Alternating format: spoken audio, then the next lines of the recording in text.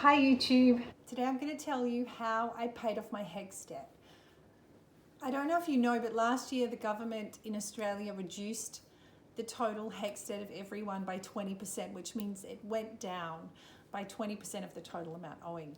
And I'd actually been saving up for the last 2.5 years intentionally every pay to pay off my HECS debt. I paid off the full amount before the 30th of May to make sure that it wasn't indexed, and when they index it on the 1st of June. I don't know if you know also that they index it based on the total balance owing at the end of the previous financial year, which means that all year they've been making deductions. If your income is over a certain threshold, they've been making the deductions from your pay, but they don't take that off the total before they index it. So that's why it's really important to pay it off before the indexation in the year that you're planning to pay it off. So pay it off before the 30th of May. And so here's how I did it. So I'd been sitting there with this HECS debt that lingered for a very long time for a number of reasons. One, I worked overseas when I first graduated, and back then they were not taking HECS from international income, so I didn't pay it then. And then I had time out of the workforce, so I wasn't paying it then either. And time out of the workforce, that was when I was raising my small children.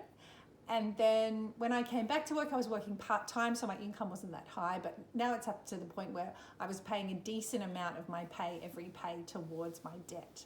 And they've recently changed the way that they calculate it. So they now charge you anything you earn over $65,000, they take 15% of that. So my take-home pay increased like almost $200 a fortnight once I paid it off.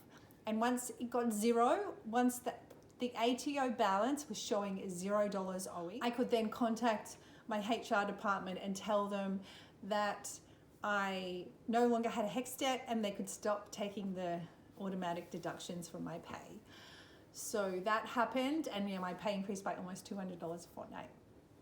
So that was good. So I was saving in a few different ways to make it happen. Because initially when I was saving, I would save up a pile of money and then sometimes I would need that money, and so I'd draw back on it. So I was doing really badly at saving. Even when I put the money into a separate account, a high interest account, I would still sometimes take it out.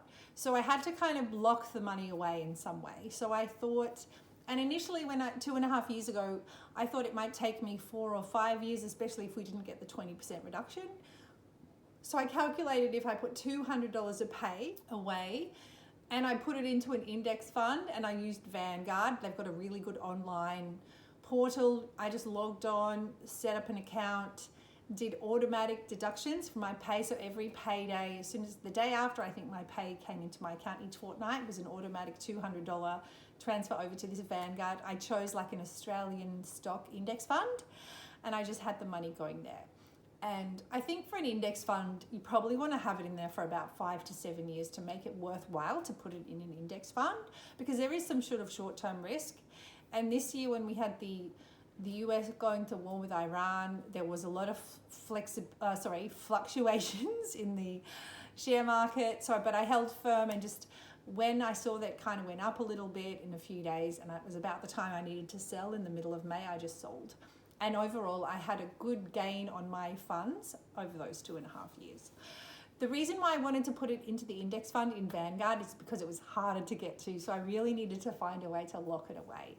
And I had that was my original only savings. I was going to put $200 a pay in until I got to the amount of my HECS, and then I was going to pay it off. But halfway through that process, I could see that money growing, and that was motivating. So then I started to put even more money aside for it. I started to put $400 into a high yield savings account every pay as well. And so then I was saving like $600 a pay. And so eventually I got the money and I was like, oh my goodness, I'm actually saving. It felt so good. And I paid it off. So I definitely recommend having automatic deductions into a high yield savings account. Or if you're like me and you see money in savings and sometimes you think you need it, maybe you want to get an index fund so it's locked away. And then as you start to make momentum, and I think God had some kind of hand in it for me, because I got that like bonus 20% discount, and I was able to really focus. Some generous family members kind of supporting us as well. So I was very fortunate that I could pay it off. So that's how I did it. I think the biggest difference it's made for me now is now I know that that money's not being taken out of my account. My pay is higher, and then I can continue to save that money now. And that money is going to grow quicker, and then that's going to be like an emergency fund for me. So getting that HECS debt paid off was like a huge weight off. For me, I did that study, the psychology study, and that was kind of hanging around for me, and it was definitely a burden. So having that gone has been super helpful. And yeah, it was just like a really nice achievement to know that I've been saving money, paying off my debts, so that I can save for other things now. So that's my story of paying off my HECS debt. If you have any questions about paying off your HECS debt, or you'd like some support about how to do that, please do let me know. If you just found this interesting, also let me know. I'm going to be doing a how I video every week now. And I don't claim to be an expert. I'm definitely not being prescriptive in how other people should do it, but I just want to let you know what I've done. If I can help you in some way, if me telling you how I did something is helpful to you, then that is the main thing. All right, YouTube, great to see you. If you haven't subscribed, please do subscribe, and I'll see you in the next one. Bye-bye.